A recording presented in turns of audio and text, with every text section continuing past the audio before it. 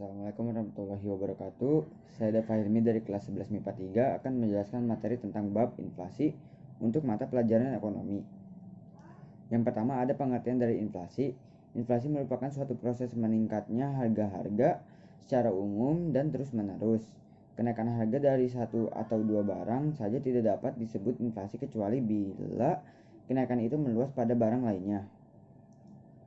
Untuk yang kedua, kita masuk ke jenis-jenis inflasi, yaitu ada inflasi berdasarkan keparahannya. Pertama ada inflasi rendah, yaitu kenaikan harga barang atau jasa yang kurang dari 10%.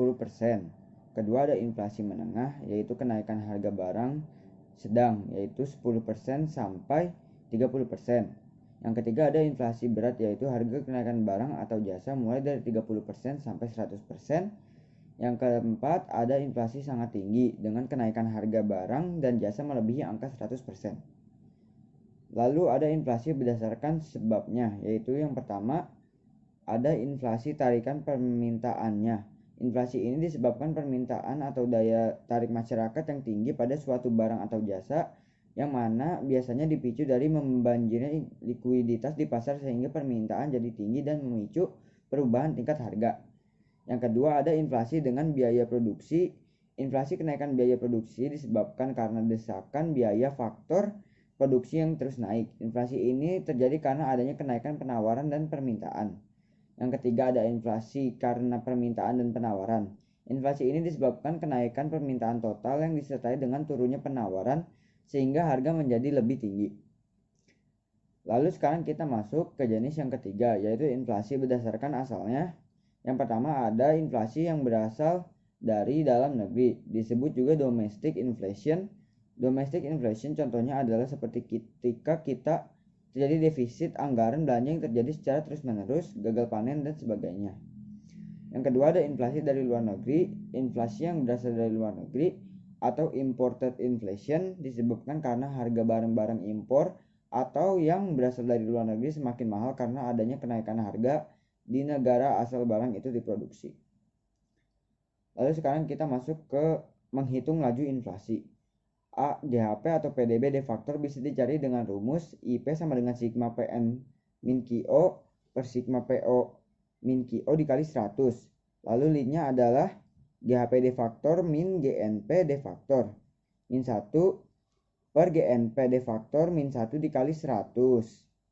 Lalu B ada IHK.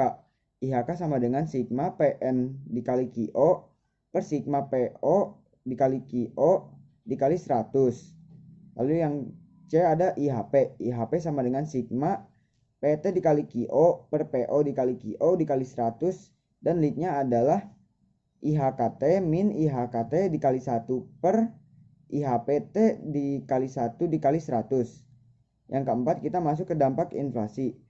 Untuk dampak positifnya adalah 1. Debitur akan mendapatkan untung. Yang kedua, pendapatan yang lebih tinggi dibandingkan kenaikan biaya produksinya. Jika harga barang per produsen akan terdorong untuk meningkatkan jumlah barangnya. Lalu kita akan masuk ke dalam dampak negatifnya, yaitu 1.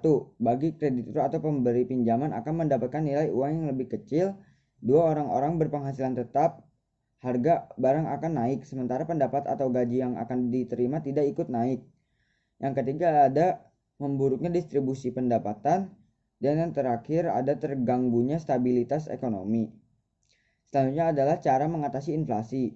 Untuk inflasi, Bank Sentral dapat menerapkan kebijakan diskonto dengan cara meningkatkan nilai suku bunga. Tujuannya adalah agar masyarakat terdorong untuk menabung. Dengan demikian diharapkan jumlah uang yang beredar dapat berkurang sehingga tingkat inflasi dapat ditekan. Sekian dari saya, apabila ada kurangnya mohon maaf. Wassalamualaikum warahmatullahi wabarakatuh.